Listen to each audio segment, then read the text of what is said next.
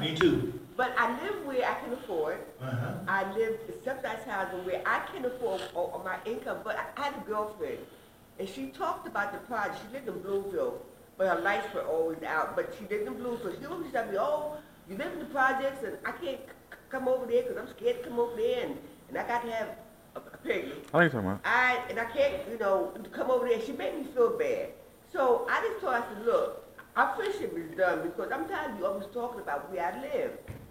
But it is in the project, I gotta admit, but it's where I can afford to live, and I can't afford to live inside the suburbs. But I mean, if it is what it is. But there is some people who won't come down. You know why? Yeah. It's the people. She just getting ready to say it. It's the people. I couldn't go. I had cousins that live. I lived in the projects because my mother and them, they just built them. Yeah. My daddy worked for, he had a good job working for a sawmill place, John Deere. Y'all remember John Deere? John Deere, yeah. He worked for John Deere, so he had a good job. Yeah. So we moved in brand new projects, upstairs and downstairs. Yeah. And then when him and my mother broke up, we went and lived with grandpa and him. But I had cousins that lived out there. And I couldn't come over there unless I knew somebody or somebody invited me. And that's the same way it was in Newark. If you didn't live in the projects, you better know somebody in the projects. That's right. Because everybody knew everybody. So when I walked down there, they looking at me real strange. Right. And then Brenda comes out and say, "Hey, Cornelius." They say, "Oh, he know Brenda." I'm okay now. That's right. Because that's a strange face, right, bro? And y'all guys, y'all boys, them boys from up the hill ain't coming down here and having no girlfriend in the projects because these girls belong to us. That's true. Yeah. I know how it was. We all had our own territory, but you was a knit community, wasn't you? Everybody knew everybody. If I saw somebody going out of Sister Washington's house, I called the police real quick. Because she tells me everything. And she ain't told me she was moving. She don't want to come home and she say, "Did you see anybody going in and out of my house?" I said, "Yeah, I saw them taking furniture and stuff out of there. And you ain't called the police?" I thought we were closer than that. She said, "Yeah, but I was mad with you." I knew because I know that if you got ready to move, when you get ready to move, you just about tell everybody, don't you? You say, "Well, I'm moving in about a month. I'm going to be leaving out." And you say, "Oh, we hate to see you go and this and that and the other, but I'm going to be leaving. I'm moving someplace else." As what's that comedy show? Moving on up to the east, west side? Okay. Jeffersons. Huh? The Jeffersons. Right, the Jeffersons. Moving on up. See, they say we're coming out. But what you got to always do is don't forget We came from. where you come from. They classify my neighborhood. We both from the same neighborhood. But they classify my neighborhood as a drug-infested neighborhood.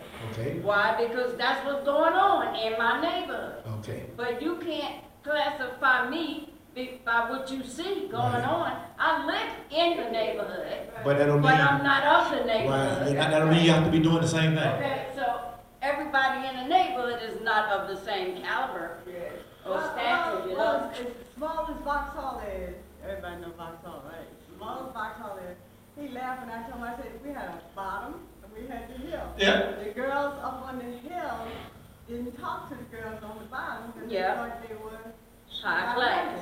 But the point was, the girls on the bottom was the good-looking girls. And the girls on the, I'm not saying it because I was on the bottom, and the girls on the hill, That's how it is. they didn't, whatever. Well, see, it was always that way. We in Waycross, small as it is, we had the Branch, we had Hillside, and we had Bailey Heights. Bailey Heights was supposed to be elite. Hillside thought they was a little better than across the Branch because they were a little bigger. So when I went over to Hillside, I had to know somebody to go over to Hillside. Y'all thought that only happened in cities. And when I went out to Bailey Heights, I better know somebody in Bailey Heights. Otherwise, they want to know why am I here. Yeah. I had cousins that run me from out there. Because I was coming out there to visit a girl. I said, "Now here, you from across the Branch." They threw rocks and everything at me. I'm running, trying to hurry to get away. But those are my cousins, first cousins. But But my husband, he even though, you know, from New Jersey, whatever, he didn't really like understand when we were sitting around talking, and we used to tell him, we didn't have no problems with black white because Union High was a white school where a few of us sprinkled in, right? Mm-hmm. But when I told him that I went down to Irvington and said that no, that I sat there and ate, you know, we would go and eat, or we went down to the movies, and we went to the movies up in Millburn, and we never had no problem. I didn't really know what racism was until I moved out of Vauxhall down north. I didn't know what racism was. I didn't know what it is. One of my best girlfriends in high school was Italian. I didn't know. See, what it was you was allowed in Irvington from some of the stories I got during the daytime. But during the nighttime, stores closed. Yeah, that's right here in the city. Yes, ma'am. I didn't know what Presidents was until I went to work to Exxon in Florence Park. I was down in schools, all down in Rutgers, Essex County College. I was on the honor society and this, that, and the other. I thought I was all that bag of chips.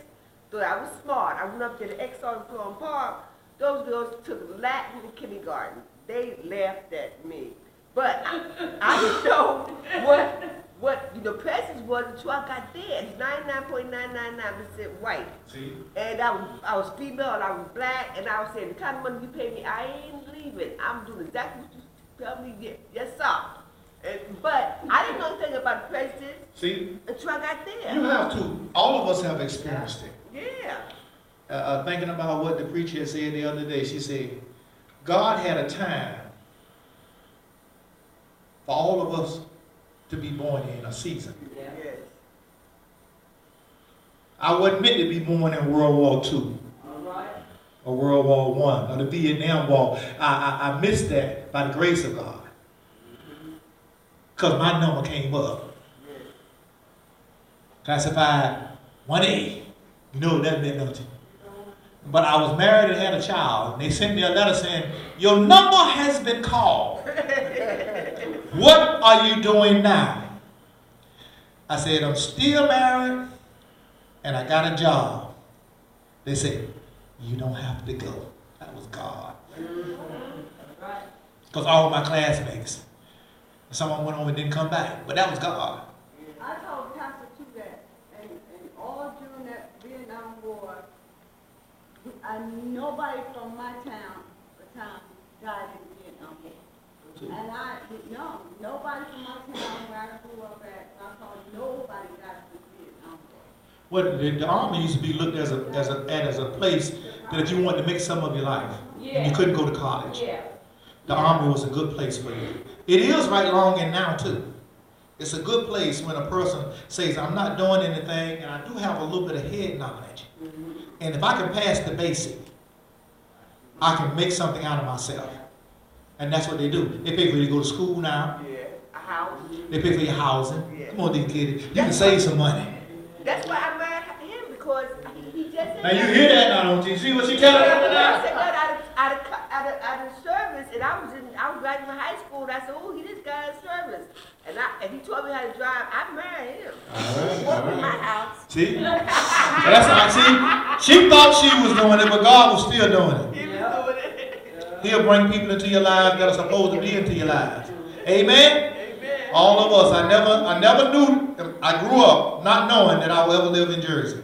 And I always said, Up north. I never thought about up north as my home. I would never marry a guy down south. From down south. From down south. I said, them country boys, I would never marry one from down south. Amen. And one named Cornelius.